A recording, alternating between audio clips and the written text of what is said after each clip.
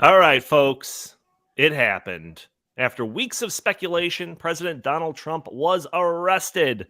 And not for being a Russian spy, not for threatening Ukraine, not for causing an insurrection, not for trying to undermine an election, not for being literally Hitler. Nope, they got him on something more important: a convoluted interweaving of laws and an untested legal theory. Apparently, the left feels vindicated, I guess. I don't know. The entire thing is a circus, and we'll attempt to show you all three rings. We're going to be talking about this and more on episode 392 of the In the Tank podcast.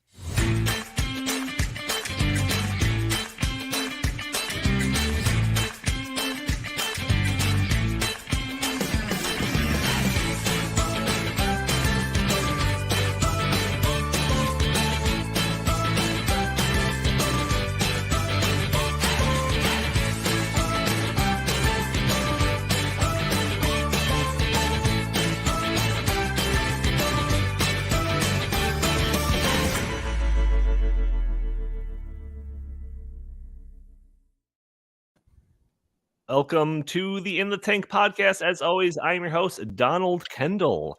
Joining me today, I've got Jim Lakely, VP of the Heartland Institute. How are you doing today, good sir? I'm doing fine. I actually want to wish my mother, who I know is watching this podcast, a happy 87th birthday. She's the nation's actually youngest 87-year-old by the way she acts, looks, and lives her life. So happy birthday, Mom. And I know that you love Trump. And we're going to be talking about Trump a lot on this podcast.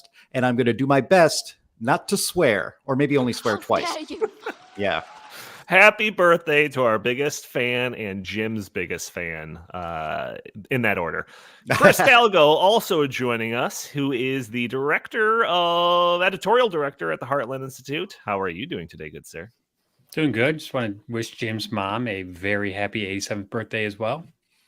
Sweet. Yeah, we're going to have a Jim rant in her honor, I suspect.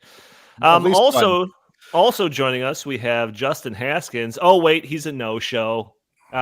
He's taking care of a little one. We can give him we can cut him some slack, I think, but he might join us in the midway through this episode. We'll see.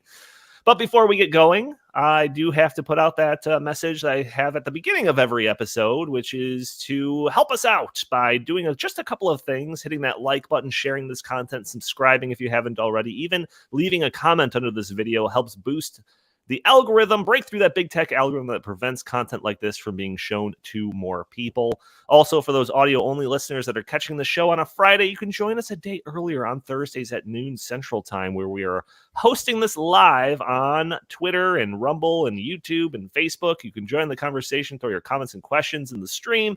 Maybe we'll show your comments on the screen. Maybe we'll address your questions on the fly. We'll see.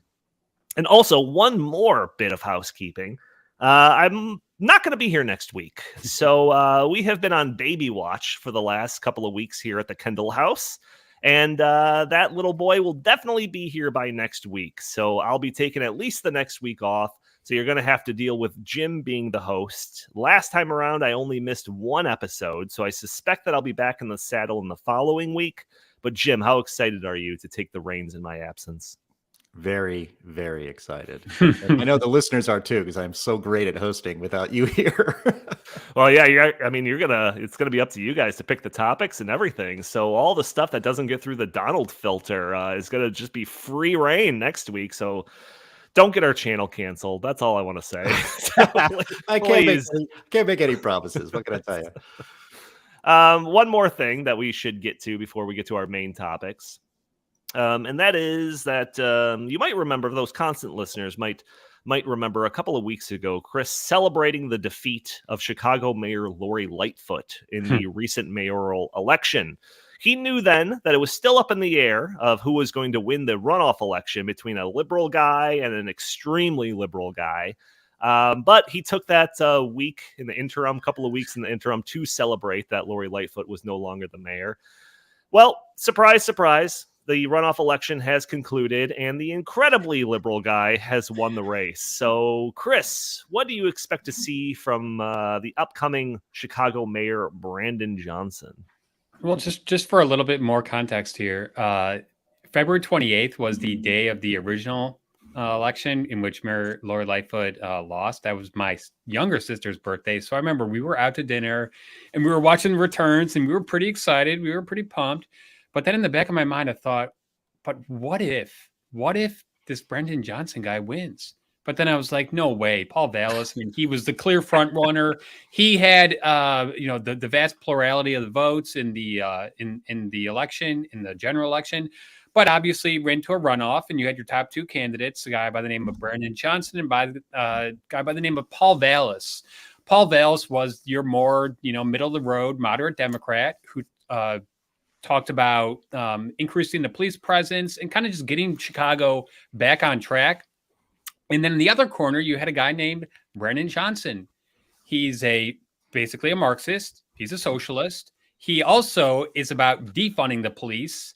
I went to his campaign website and I read all his policy positions. I mean, he's off the wall, and he won.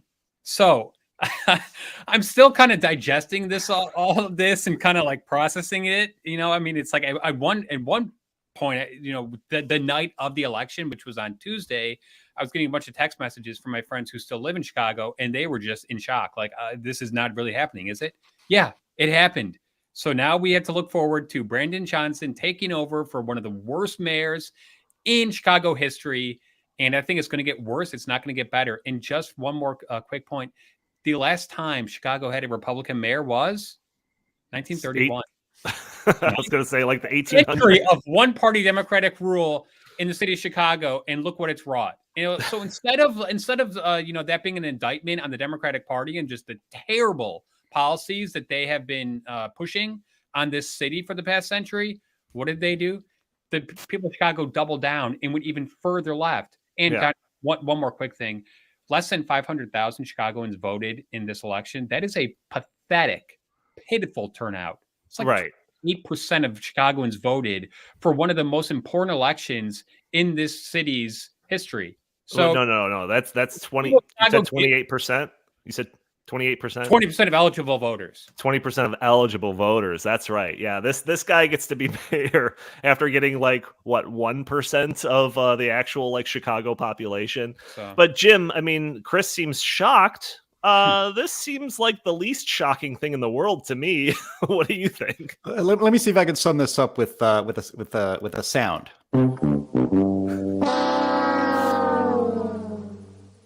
Sound of Chicago losing and going down the tubes. They have elected a racist, socialist, defund police person to be the mayor of what used to be one of the great cities of the world. I mean, I've lived in New York City, Los Angeles, Washington, D.C., and now in Chicago since 2010. And Chicago was by far my favorite of all those cities. It's relatively clean for a big city. Let's just say this is what Chicago was like in 2010 to 2015. It was relatively clean. It was safe. It was friendly. The summers in Chicago are just fantastic. It usually doesn't get too hot. It's just really nice outside. Walking down the streets of Chicago, downtown in the Loop, with a bright sunshiny day in the summertime. I'll always have those memories, but that Chicago is gone now. A buddy of mine asked me yesterday, actually, some people had asked me, what do you predict? And I said, well, the worst option is what is going to happen. I always pick on the worst. One of my mottos is it can always get worse, and it probably will. And that's what's happened in Chicago. You're going to be begging for Mayor Beetlejuice to come back and fix the city at this point. But look, this is, somebody said that this is welcome to Detroit. That Chicago's going to turn into Detroit. Like, hey, don't be so optimistic. Where's the Detroit? This is unbelievable. That you're going to see businesses flee. Chicago it's a shame. Like I said, it's one of the great cities of the world. Used to be one of the great cities of the world, and now they've just decided to throw it all into the crapper. So. Yeah, I'm glad I was there. Well, Donnie, you and I have talked a lot about this.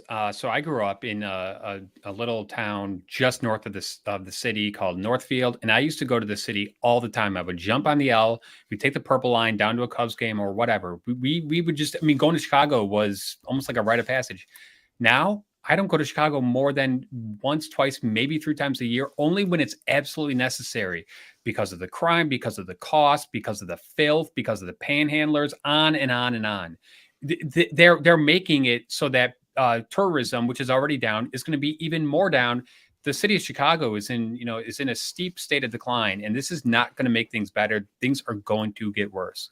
Yeah, it's getting to the point where, like, if I was one of the citizens in RoboCop, I'd be rooting for Delta City. Like, that's where we're getting to here in Chicago. But anyways, enough about that. I'm sure there'll be plenty of updates on the state of Chicago over the next coming years. So we'll definitely have that on our radar. But we should get to the main topics at hand because there is a lot to get to. So I think everyone is aware of the news regarding Trump. I don't think that I have to get into the background details of the story. We covered it pretty well a couple of weeks ago, and when he was originally supposed to be arrested. Well, now it finally happened. For the first time in American history, a former president of the United States has been arrested. But with that arrest, we did get some more information. So just reading from an article published by the Federalist, author Margot Cleveland puts it well with the title of her article. Alvin Bragg's Trump indictment is even more pathetic and partisan than we could have imagined. So reading from this a little bit, it says, the public had to wait longer, however, to learn the specifics of the 34 criminal counts contained in the indictment. When finally unsealed, the indictment prompted a figurative flipping of the pages, with Americans looking front to back for something real there, but there was none to be found. So I've heard or read several commentators who have suggested that there probably is going to be more to this indictment than we may have thought last week, that there might be some surprises in there that are actually more damning than some of us might have been speculating in the past couple of weeks. Well, apparently that's not the case. The author of this piece describes how the indictment document and the supplemental statement of the facts ring hollow and fails to even identify clearly what makes this a felony case. So, Chris, I mean, you've had a lot to say about this in the office and even on the show. What are your initial thoughts on Trump actually being arrested now? Well, this is a very dark day for America because now the precedent has been set that a person who is running for president can be indicted on completely bogus charges, and that can have a huge impact on the 2024 election. And that's what's going to happen because this case is going to go to trial in December, and December is right about when all the primary states are going to start having their primaries. So Donald Trump is going to be in this strange position of having to attend court while also campaigning for president. And Donnie, I mean, I know we don't have the time, nor this is the place to go into the details of this indictment.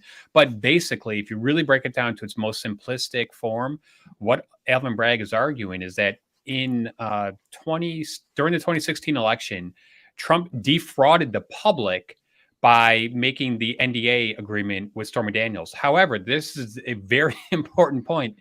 Those payments didn't go through until 2017, when Donald Trump was in the Oval Office after the 2016 election. So the entire thing, because I guess Alvin Bragg can't read a calendar properly, the entire thing is moot. It is going to get thrown out. It should have gotten thrown out on some of Trump's legal team's appeal efforts before the trial or before the charges even filed. But this is going to go nowhere. But really, I think this is about setting the tone, because there's going to be 3 more of these Trump get Trump witch hunts coming down the pike in Georgia and with Mar-a-Lago with the raid, and then also January 6th. So I think this is just kind of setting the tone and kind of getting the people ready for this. Oh, great. It's great. So yeah. This is like the first, this is like to use like Marvel Cinematic Universe terms. This is like phase 1, and they're setting up for a Trump cinematic universe across the CNNs and MSNBCs, for the next several years. This is fantastic. It's going to be at least a trilogy. That's right. Jim, I'd want to explore the story from a couple of different facets. But before we get into any of those specific things, what are your just kind of initial thoughts wherever you want to take this conversation? Well, one of the reasons we're talking about this is because I typed about 5,000 words or 10,000 words in our Slack channel together about this sort of stuff. And so 10 paragraphs, folks, 10 paragraphs, him lobbying for us to talk about this extensively. Right. Well, first of all, I mean, how are those precious norms going in America today that Trump was always breaking? Now we have, as Chris said, This is unprecedented. There's a reason why this isn't done, and to have it done on such phony, fake grounds is what makes it even worse. And so this is I wanted to talk about this today as a larger discussion on how the left is destroying all the institutions in which they have influence and control in everywhere they have it.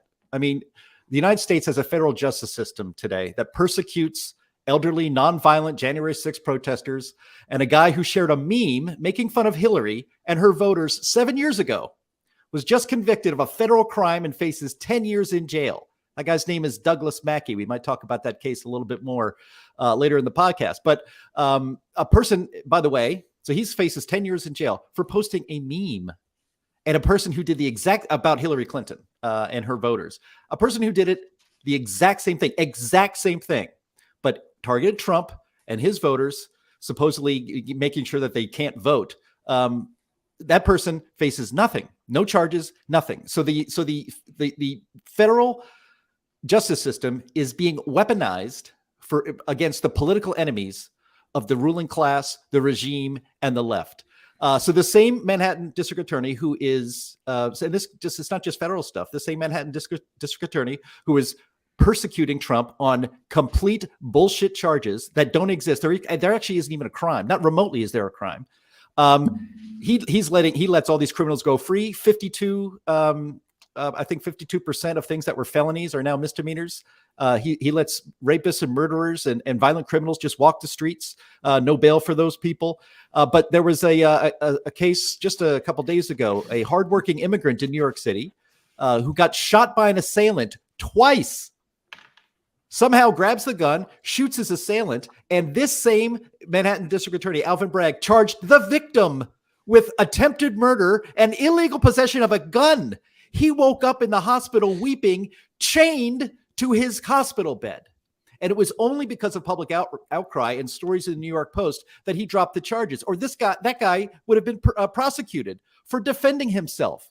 This is what the left does. It creates anarchy and then brings in totalitarianism or tyranny in control. So look, the left, they're just taking control. They are abusing their power. They want to ban gas stoves. They want to ban gas water heaters, gas furnaces. They want to outlaw the sale of regular cars. You are not allowed to live your life the way you want to. You must live your life the way they do. And they are weaponizing every lever of power they have to go after their political enemies and punish them. And so that's what this is really all about. I mean, the charges, who knows? Maybe Donald Trump could go to jail. I doubt it. Some people think he will. I think that the entire case is so ridiculous. You would think anybody who can read, you don't have to be an attorney. If you can read, you know that this is complete crap and this should never have been brought. But does anybody really have faith that a judge could be impartial and actually look at this and do what he should do and throw it all out?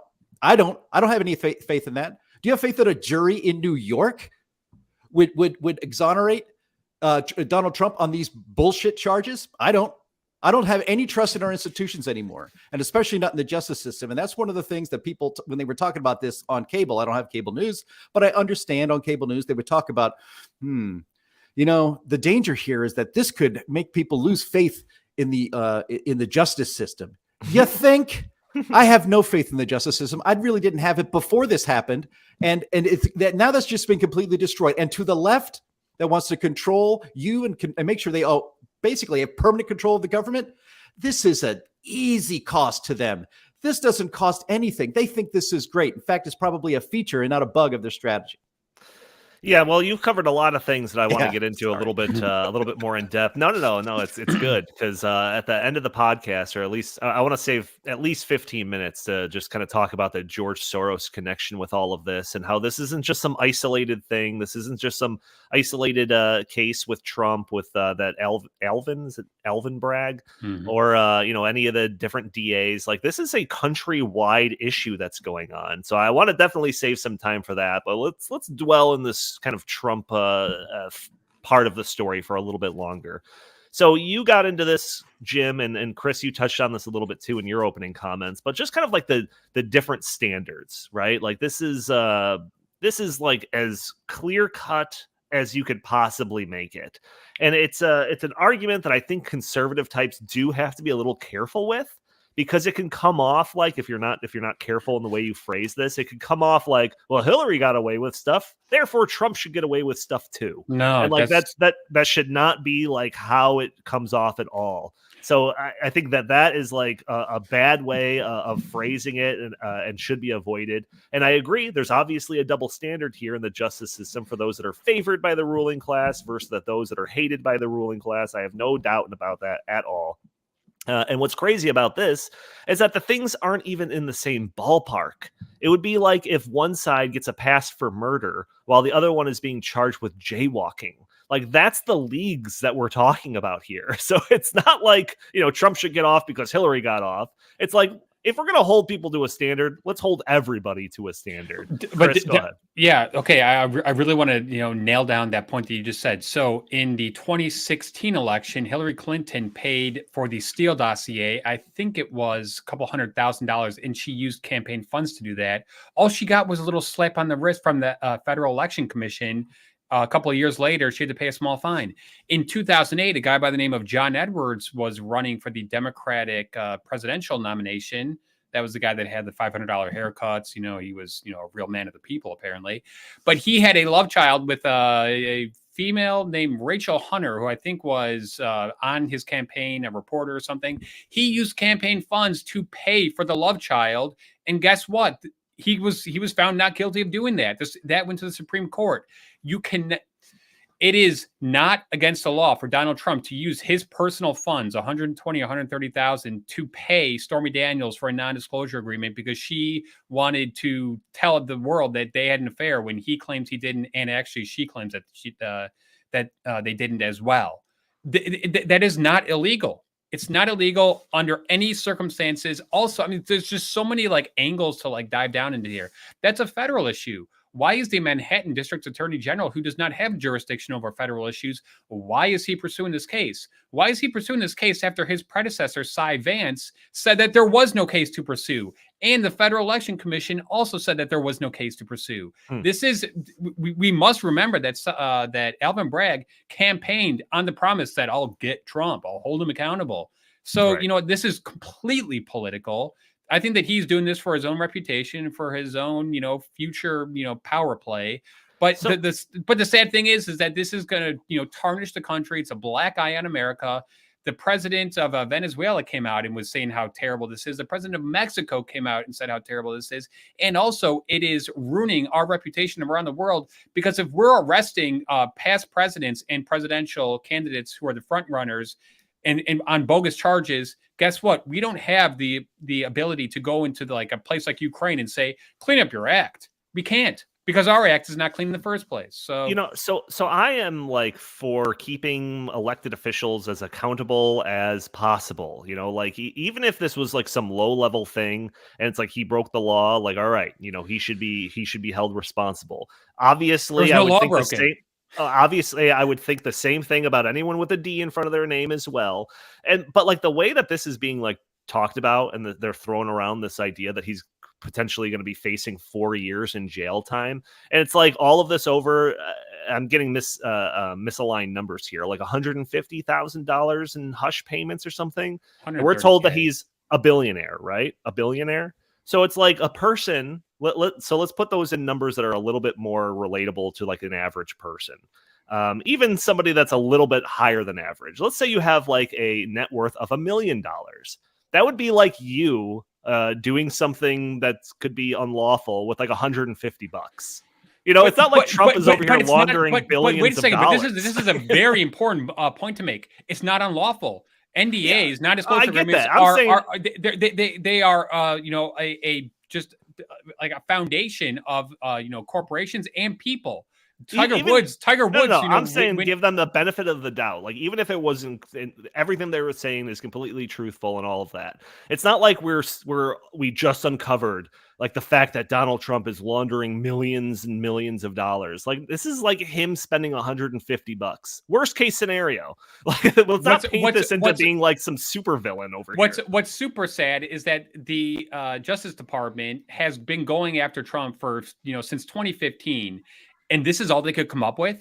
they release his tax records. It's like they have gone to hell and high water to get this guy, and this is what he didn't properly account for the in the ledger, which he doesn't do. Sorry, Donald Trump is not sitting there at his desk doing his personal like financial records. He has someone doing that for him. Donald Trump just says, okay, fine, yeah, do that. So that he could save $150. Jim, any comments on this idea of different standards? I know you already kind of touch on this, so if you want to jump to the next thing, that's totally fine. No, I got more to say on that, as you might imagine. I mean, look, one of the things people say is like, you guys, hey, watch out, Democrats. When the Republicans are in charge, you're going to get it just like Trump did. What a joke. That is a complete joke. Republicans won't do that if they're in power. They won't do it now. There are, if you can get a leftist, mediocre Manhattan district attorney to trump up charges on Donald Trump, there's got to be a Republican district attorney somewhere that could bring charges against, say, Hillary, or I don't know, maybe that crack smoking son of the president. Maybe he should have, maybe somebody should file charges on him. That will never, ever happen. The abuse of this is always on the left. This is what they abuse their power because that is the point of it. What is the to a leftist who is in government, what is the point of having power if you don't use it against your political enemies? That is the mindset. And that is not the mindset of elected Republicans, by and large, when they get in office, because I can't think of any examples, but I am old enough to remember. See, this has been going on for a long time, guys. This is not just now because of Trump. I'm old enough to remember when the IRS abused its power to silence Tea Party groups under Obama. And what you're seeing now is just a ramping up and an acceleration of this fundamental transformation of society to warp speed. And this is not even, is it so easy to forget the massive and blatant abuses of power against Trump by the deep state when he was president, and even before he became president? There was lawbreaking going on all over the place among government officials, and there have been zero repercussions. Zero. They lied to a secret court to get warrants to secretly spy on innocent Americans. A high up in the FBI, this is a name from the past, Kevin Kleinsmith, he forged documents to present to a court to continue the spying. Nothing happened to him. Nothing. These things violate the Constitution. They violate federal statute. They violate our precious norms. And it doesn't get more clear cut than that. And nothing happens to these people. The absurd framing of Michael Flynn, impeaching Trump on, because a phone call that sausage-fingered bureaucrat on the Ukraine desk didn't like, impeach him for that. Impeach him for inciting an insurrection, even though he told everyone to go protest peacefully. If you're waiting for these leftists in positions of power to suddenly have a pang of consciousness and think, you know what, guys, this isn't right. This is an abuse of power that we've been temporarily given. This is un-American. You know what? Laws and regulations should not be bent or broken just to advance our political interests. If you're waiting for that to happen, you're going to be waiting until you're dead, because it is never going to happen. These constant abuses of power are what they are in power for. They don't see it as an abuse. They see it as good. They see this is the very point of having political power and government power, is to punish political enemies and remake this country and eventually remake the world. So this is why none of this should surprise anybody. Well, and that's kind of the point that I was making with my joke at the beginning of the podcast, where it's like, oh, it wasn't for Russian collusion. It wasn't for, all these terrible things that they leveled at him throughout his entire campaign. It's for this low level thing that nobody could even if you were put on the spot, you wouldn't even know. Your average person walking down the street that hates Trump, they wouldn't even know. But they feel vindicated because he's going down for something. Potentially. Do you see how that makes it better from their perspective and worse for everybody else? If you can take down a president of the United States for literally nothing, that shows how powerful you are. If he had actually, as he used to joke, if I shot someone on Fifth Avenue, I'd get away with it. If he shot someone on Fifth Avenue and was prosecuted for that, that's obvious. Of course, you have to arrest him and prosecute him, because that's an actual crime. To take down the leading candidate against the sitting president, Joe Biden, in Donald Trump, taking him down for nothing, that is the ultimate expression of how powerful you are. They're just puffing their chests out with this bullshit. So I do want to talk about the idea of if any element of this does benefit Trump in one way or another. So last time I talked about this, he's raised $10 million since the Well, that since answers the one of my trial. questions. I was going to say last time I talked about this, Chris kind of rejected the idea that Trump stood to benefit from any of this. But I think the Babylon Bee put it best with their reporting, because their reporting is better than half the reporting you see out there, at least on one side of the aisle. The title is Democrats Throw Biggest Ever Fundraiser for Trump Campaign. It's all in regards to this whole circus act of them getting him arrested. And when we talked about this a while ago, a couple of weeks ago, the story I read suggested that the Trump campaign raised $1.5 million in the days after announcing that he was going to be arrested soon. I didn't know what that number currently stood at, but taking Chris at his word, I hear that it's $10 million. So, I mean, I don't know. I suspect that 24/7 news coverage of the most popular candidate in the race right now is good fundraising fodder for a base that sees Trump as the target of constant political aggression. So, I mean, this story is just highlighting that claim over and over and over again. Like, anyone that believes that, which, I think you should, is just being validated that he is being politically just a constant attack politically. So I want to know, But Donnie, does this wait. I'm going to pose a question to the audience. Does this story that's been going on with Trump being arrested, does it make you more or less likely to support Trump? Just put that in the comments. More or less, this is just a very informal straw poll here. More or less likely to support Trump. Chris, go ahead. Yeah, I think that I have an answer to that. I think that this is going to cement his support with the base. But I think that what the Democrats are trying to do here is they're trying to keep the ongoing chaos narrative around Donald Trump, because they know that independents and they know that suburban, women, they don't like all this chaos, and they don't like, what's this guy do? He's having affairs with porn stars and pain. It's just, so what I think they're trying to do, I think they are just trying to tarnish him even more with the independents and the suburban women voters, because they view that if he can win those back like he did in 2016, then he'll win in 2024. So that's what I think this is about. And I'm not so concerned with, because the base is going to be with Trump regardless. 35-40% of Republicans, I'm one of them, they're going to be with Trump no matter what.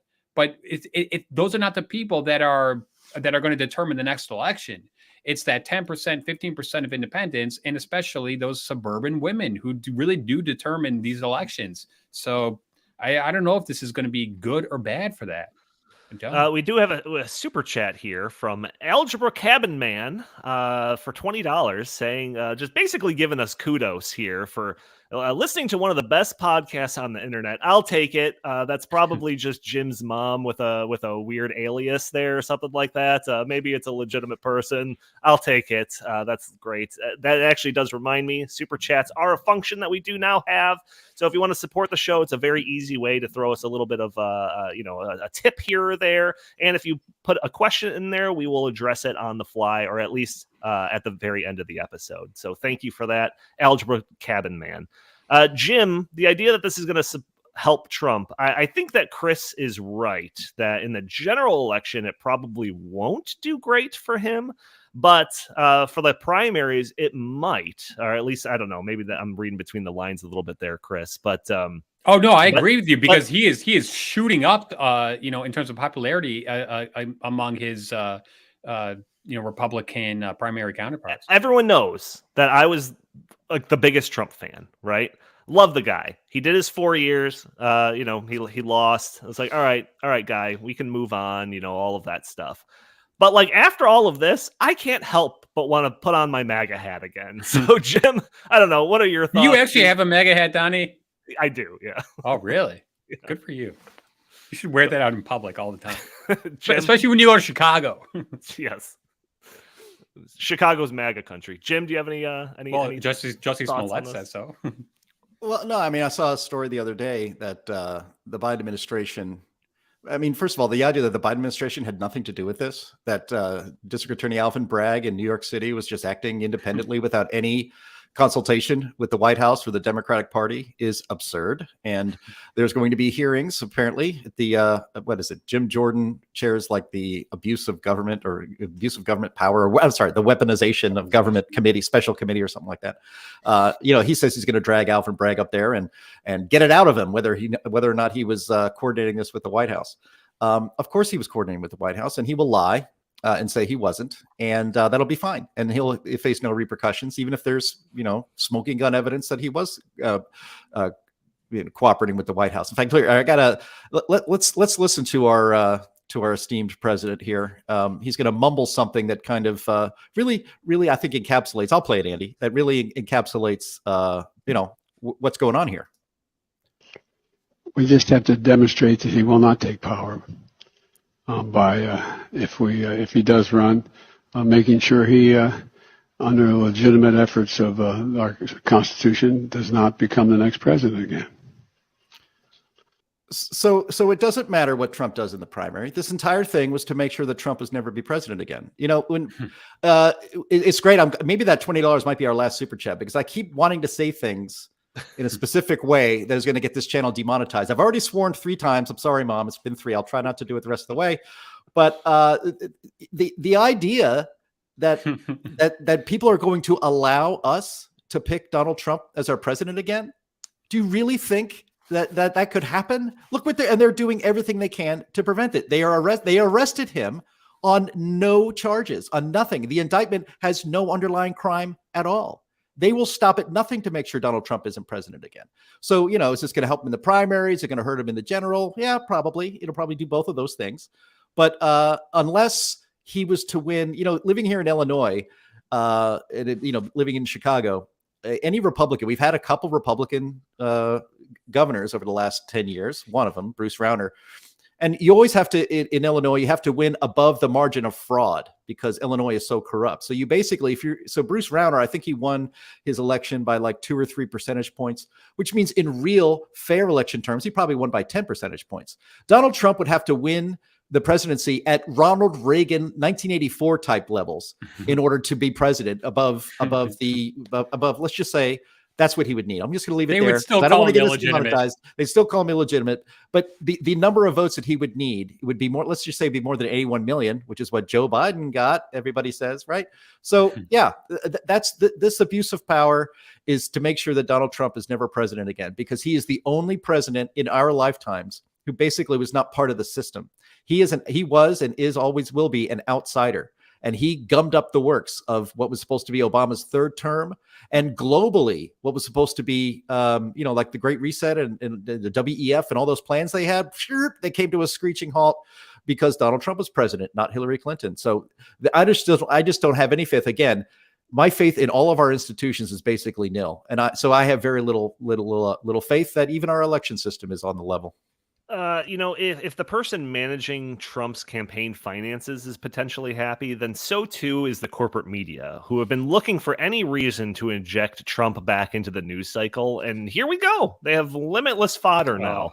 You have no clue. Tune into CNN for, the around-the-clock coverage of Donald Trump. Will he be convicted? What will he say next? Will he go to jail? Don't miss a second of this most important story of all time. Now, did you see, and I think we might have some of this, Jim, you can let me know if we do. Did you see some of the footage of like the media lined up down the street for their on-site coverage of Trump's arraignment? It was literally like a mile long, and you just see it panning across. And it's like, there's ABC, there's CNN, there's NBC, there's PBS. Like everyone had their talking heads and their screens and their monitors. Everyone wanted to have that shot live on the ground and all of that. And it's just like, this is exactly what they need after spending years of just getting their ratings by just trying to trash Trump for any reason possible. And then he was gone and nobody watched the news anymore. Like CNN's ratings were just in the dumpster. And now they have all the reason in the world to actually talk about it again, nonstop. Everything else is secondary because Trump did something and we're going to cover it. But Chris, you watch these channels infinitely more than I do because I don't watch them. So, I mean, is that an accurate description of what's going on with them? Ever since the indictment was announced, the banner on MSNBC has said Trump indictment. That's literally all it said. They have talked about it. It's being burned into the TV screens of you. on MSNBC, because I think MSNBC is even worse than CNN, according to my, scientific assessment of this. Is it up there like the old COVID death ticker used to be? Is yes, that basically they even have a thing where it says scan to read the indictment, like a little whatever those things are called. QR code. QR code. Yes. They are just loving this. They are just over the top with it. CNN, yeah, they've been really, really hyping this, but at least I have noticed that they've talked about like other news. MSNBC has just been straight Trump indictment since, what was it, Tuesday or Wednesday, whenever this thing went down. It is crazy. They just keep repeating the same thing over and over and over. It is so boring. It is so monotonous. they're introducing new things, like put on your 3D glasses for this next segment, because then you could actually see Trump walk in the building. Coming to an IMAX screen. Yeah. Yes. It is just crazy. Oh my gosh, Jim, you are a recovering journalist, you like to say. I mean, this is just as much red meat as you could possibly give the CNNs of the world, right? Trump's presidency, it made a lot of money for CNN, especially at MSNBC. I don't think you can recreate that magic. I think it's over for them. I don't think even Trump being indicted is going to help the media, and good. They deserve to die. CNN deserves to just go away. They have no ratings. They are virtually gone away. There's people that have channels on YouTube that get 10 times as many viewers as CNN does. Russell Brand is on YouTube. He has 61 million subscribers, I think. That's insane. And so, CNN is irrelevant. I actually don't think they'll get a bump. And I hope I'm right, because we don't really have a media in this country. We have propagandists for those in power. I am so glad I'm not a journalist anymore. I could hardly. I don't even know if I would have probably quit by now, because it would have been so frustrating, to try to be a real journalist and basically get mobbed out of my job by my colleagues. But Donnie, what's really frustrating is the mainstream media. They poison the well, because I'm not saying that every single American is watching CNN and MSNBC religiously, but the fact that it's on ABC News, NBC News, CBS News, MSNBC, CNN, PBS, it creates like a tone in the country where it's like, that Trump guy, he's bad, he does bad stuff, and he's in trouble again. And I think that Joe Sixpack, who doesn't pay attention to this stuff nearly as close as we do, they just kind of glance at it and go, well, there you go again. And those are the people that I'm worried about, that this is going to impact in terms of the next election. So what is the next thing that's going to actually happen with this? I saw somewhere that like January is going to be like the next part of the trial, December, which is right before the Iowa caucus, as you mentioned. Right. Surely it'll be delayed. There's no way this is going to be on time. So the court case is probably going to play out throughout all of the Republican primaries. So I mean, is that what we have to prime ourselves for? And I don't know. Also, sorry, I almost forgot the second part of that question. Is this going to be like televised? Like, are we going to actually be able to watch this? Is this going to be like the Johnny Depp, Amber Heard situation where we get to watch like every day of the court case? Can anyone fill me in on this? Well, they didn't allow video cameras into the initial proceeding because the judge said that would create a circus-like atmosphere. And actually, Trump's legal team argued against that. Circus-like atmosphere. Yeah. Apparently, it wasn't circus-like enough. But I don't know if that's going to apply to the actual trial if and when it goes in December. All right. Well, Jim, I'll give you last words on this topic, but then I want to move to the George Soros part of the story. Well, let's just move to the George Soros part of the story so I don't start swearing again. Maybe I'll swear in this segment, so we'll see. You probably will. So another angle of this story is the role of George Soros. And just a warning, even mentioning the name George Soros comes with a whole lot of baggage. You're either going to be labeled a conspiracy theorist or an anti-Semite if you dare mention his name. Like, that's literally anyone that brings up George Soros. The media is really pushing that.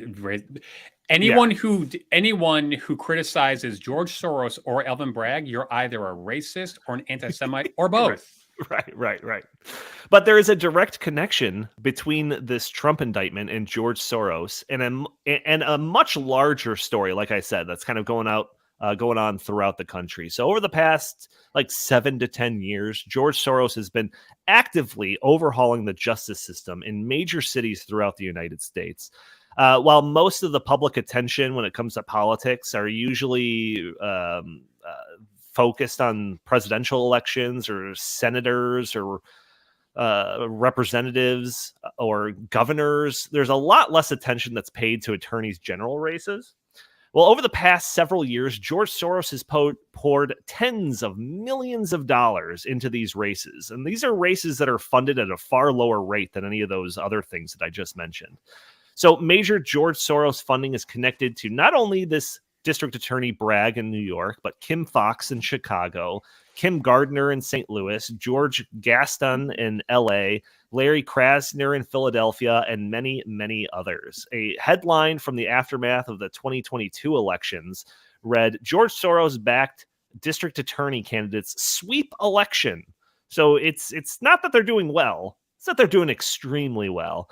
George Soros has backed 75 prosecutors nationwide, according to the New York Post. And these DAs are behind some of the worst policies that you have probably heard of. So there's just a kind of a list of things that I've seen from different articles that I was looking through and while I was prepping for this podcast. But some of the examples include 10 days after taking office, Portland DA Mike Schmidt, backed with $320,000 from Soros, announced he's refused to prosecute rioters in the summer of 2020 and instead defended them. Weird stance for prosecutors. Even though rioting is a felony, he doesn't prosecute those cases. Philadelphia's Larry Krasner, backed with nearly $1.5 million from Soros, dropped charges on more than 60% of shooting cases and 37% of illegal firearm cases in the 2 years after taking office in 2018. I thought these people were supposed to be hard on gun crime, right? No. That's just, that's just virtue signaling stuff. When it actually comes to gun crime, they let it go 60% of the time, apparently. Not coincidentally, shootings and homicides have spiked since then. In 2020, Philadelphia prosecuted the lowest number of felony cases in 30 years, even though the city saw 499 homicides, more than New York has with 5 times the population. In Loudoun County, the Board of Supervisors decided to give DA Buda Bibjaraz, I don't know how to say her last name, office a smaller budget increase than requested in 2021 due to high turnover and her handling of domestic violence cases. Of 735 cases brought to her office, she dismissed 491 of them, bringing only 8% to trial. And many of these Soros-backed DAs have eliminated bail systems in their cities. They've chosen not to pursue policies that aim. They've chosen to pursue policies that aim to result in more equitable imprisonment rates. They have chosen not to pursue charges of theft that are under $1,000 of theft. And there was a story from the Washington Post from just a couple of weeks ago that was titled, DC U.S. Attorney Declined to Prosecute 67% of Those Arrested. Here's why. And you know, like this idea of these prosecutors not like bringing charges upon criminals in their cities has at least 2 major effects. One, it creates a revolving door for criminals and criminal activity. Do you think that these people that were let off the hook for shooting crimes in Philadelphia thanked their lucky stars and chose to live a life of peace afterwards? I doubt it. And 2, it discourages proactive policing. Why would a police officer waste his time and effort to try to arrest somebody when chances are the state is not going to press charges and they're just going to let the guy walk out the back door? If anything, the police officer is probably going to think that he or she is more likely to get in trouble when getting involved in a situation like this. So they'll just walk away instead. So, I mean, Jim, as I just read off a bunch of those examples, I mean, this isn't just limited to a handful of cities. This is in pretty much every major city across the country. What do you think? It is. Although I don't have cable anymore, I do watch clips of Tucker Carlson from time to time on YouTube. And you might have seen the other night, that he said what we are witnessing is anarcho tyranny. And I alluded to this earlier, that state-sponsored anarchy accompanied by political tyranny. So leftist goons are allowed space to destroy while the state trumps or invents crimes with which to punish its political enemies, which is anybody not on the left. So this is happening by design. I mean, Kim Foxx here in Chicago, she's she was installed by George Soros and George Soros money. And as you pointed out, when somebody as wealthy as George Soros basically can spend unlimitedly, has unlimited spending capacity for these local races, there's no way his or her or his guy or gal for a district attorney race is going to lose. If you're outspent 10-1, there's no way you're going to win.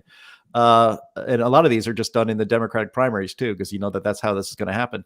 So, but the point is to create chaos. The point is to dishearten law-abiding citizens and to reward, frankly, criminals and criminality. There's no other way to explain it. I mean, there's no reason why what used to be felonies and violent crimes are now considered misdemeanors in New York City. There's no reason why, a rapist or a murderer should get basically low or no bail. Accused rapists are just walking on the street. They just walk right out because of social justice. It would be unjust to put a criminal in jail. That's the mindset of these people. But it is to purposely create chaos and to dishearten people and to frankly destroy this country. And it's hard to look out in the world sometimes and think that the America that we grew up with, an America with a real justice system, with a sense of justice, is salvageable, because all I see, it seems, are examples of those principles, the principles of our justice system, the principles of America being destroyed at every turn. Yeah, Chris, I mean, this is a topic that you've wanted to talk about for weeks, and I wanted to do it justice and kind of bring it up in an all-encompassing way. But I thought that this Donald Trump story was just like kind of downstream from this larger story of just like the political takeover of all these DA positions in all these major cities across the country. So you've been wanting to talk about it, so have at it. What do you see from your perspective with all this?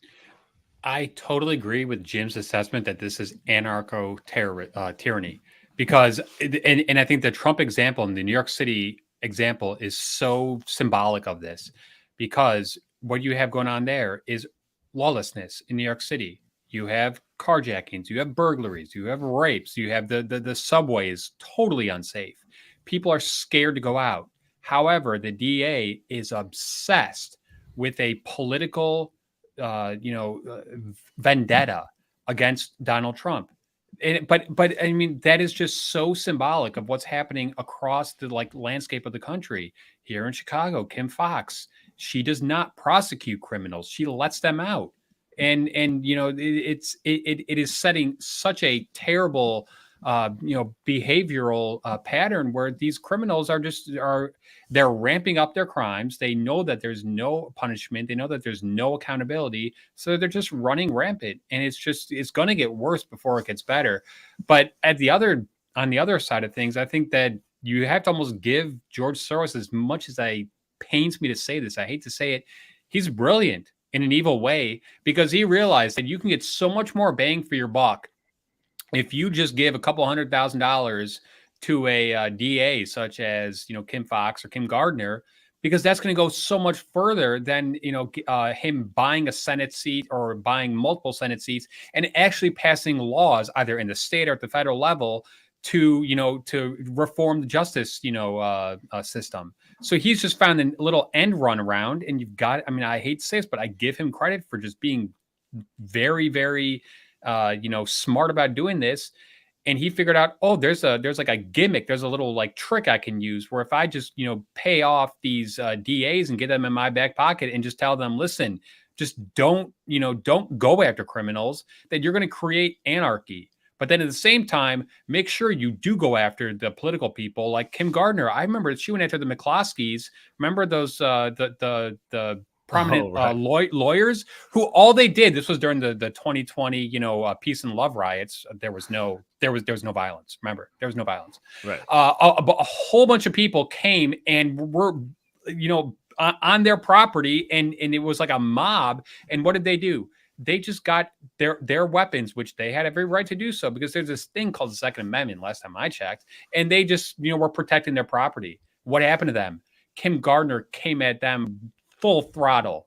Did she go after any of the protesters or any of the people that completely ruined what's left of St. Louis? St. Louis is a just complete, to use Jim's words, shithole. And it is just completely, run with violence and crime.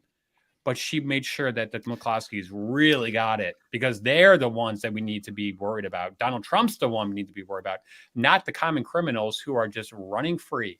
Yeah, see, Chris, including Hunter Biden. See, Chris, it's the combination that is so disheartening. It's going after people who are not criminals and at the same time letting actual criminals go free, and not prosecuting actual crimes, but going after basically going after people for political crimes or opposing the regime. I mean, we brought, maybe Andy can bring it up again, that meme that Douglas Mackey had posted on Twitter. Again, this was in the 2016 campaign. This was 7 years ago. And it was a joke. Everybody knows it was a joke. Yet the U.S. attorney for the Eastern District of New York in Brooklyn, well, they got a federal jury in Brooklyn, and they convicted this guy, and he faces 10 years in jail for a joke, for telling a joke. That's it. And of course, the person did the same thing, but going in the other direction, and there's nothing to be done. The press release that the U.S. Attorney's Office put out, they stated as if it's important and self-incriminating because they labeled Douglas Mackey, I'm not joking, as the 107th most important influencer in the upcoming election in 2016 with 58,000 followers on Twitter. What? As if this is, yes, that's in their press release. That's in their bragging about convicting this guy or getting this guy convicted who didn't just commit outside any the crimes. top 100. Yes, just outside the top 100. And then they actually said in here, they said it's, quote, cynical to say that you have free speech rights in the Constitution, because that was one of his defenses. Saying that I'm allowed to make a joke on Twitter and I'm not depriving anybody of their sacred right to vote by doing so. It's cynical to say that, to say I have First Amendment rights. So it is the combination of letting the criminals go free, but even more importantly, I think it is a warning shot that your freedom will be smashed if you do not get in line and if you oppose the regime and if you don't get in line and support the regime. That's the real message here, and it's very scary and very un-American. The most disheartening thing about all of this and this George Soros plan with all these DAs is that it doesn't seem like it should work on paper. I'm going to bring in all these DAs and they're going to let crime run rampant. It's like, oh yeah, good luck. Then nobody's going to elect those people next time around. But apparently they do, because these people get reelected all the time. I mean, Lori Lightfoot's policies seemingly failed, and Kim Foxx's policies seemingly failed Chicago. So we got rid of Lori Lightfoot by bringing in a more progressive candidate. And Kim Foxx, we'll let her have another try. It's absurd that this plan is working, because on paper it shouldn't be. And Jim, I thought you were going to mention this when you brought up Tucker Carlson, because I just recently saw a clip of Tucker Carlson talking to maybe the mayor, somebody representing Miami. And apparently the clip, and I was unaware of this, but apparently Miami is having the opposite is going on as all of these major cities. And they have actually seen a crime rate that hasn't been lower since like the 1930s or something like that, almost like 100 years. And you know what their plan for success here, their ingredients that cause all of this success was all of the opposite things of that list that I announced off there. They're actually going after criminals, and the governor has actually lowered taxes, and that has resulted in more economic prosperity. And the unemployment rate is like 1.2% or something like that. And it's just like, can't we just look at cities that are doing it right and be like, let's replicate that? But instead, we're just like, nope. We're going to do all these terrible things that all of these DAs are doing in all of these worst cities across the country. It's unbelievable to me. Well, as I said, the purpose of this is it's not just an accident. This is to destroy those cities and destroy basically, a functioning free society. Miami isn't doing that because they're doing it on purpose. But these other cities, it's not just, oops, well, gosh, I guess our ideas aren't working. Their ideas are working. This is what they want. See, I don't know. Maybe George Soros wakes up every day and he thinks, man, this justice system is really unfairly sticking it to those lower level thieves and drug dealers and people that illegally possess and shoot guns. Like that needs to be overhauled. That's what gets him up in the morning, is to make sure that those crimes against humanity are rectified. Does anyone believe that? Like, it blows my mind. Chris, we got 30 seconds left. I'll give you final words on any of the topics that we've discussed on this podcast so far. I think that some people do believe that, and that's why they keep electing these prosecutors who don't prosecute crime, but go after people who are their political enemies. So it's like, Donnie, if the incentives work, the system, the status quo is going to stay in place. So this is working. They are, look at Alvin Bragg. I mean, he's being commended by everyone in the mainstream media for standing up to to Donald Trump. So, what do you expect? Yeah, absolute craziness, everybody. But we will definitely keep you apprised of these topics and more on every week of the In the Tank podcast. I want to thank everyone for joining us this week. Like I mentioned at the forefront of the episode, a handful of things. One, I'm not going to be here next week. I'll be welcoming into the world my second child. So, Jim, you're going to be stuck with Jim as the host. Also, for all of those that want to support the show, you can by doing a handful of things. You've seen those super chat function that's popped up a couple of times during this episode, but you could also do stuff that doesn't cost you a penny, only it costs you a couple of seconds, hitting that like button, sharing this content, subscribing if you haven't already, or just leaving a comment under the video. All helps break through those big tech algorithms to prevent content like this from being shown to more people. Also, if you're listening to this, you can leave a review for us on iTunes. That would be greatly appreciated. If you'd like, you could follow us at Twitter at InTheTankPod, or you can send us your comments and suggestions to the show by emailing us at InTheTankPodcast@gmail.com. Jim Lakely, where can the fine people find you? At Jay Lakely on Twitter, at Heartland Inst on Twitter. Always check out heartland.org. Fantastic. And Chris Talgo, what do you have to pitch today? I'm just going to repeat what Jim said. Go to heartland.org. Lots of great stuff there, as always. Fantastic. All right. Thank you all for tuning in. We will talk to you next week.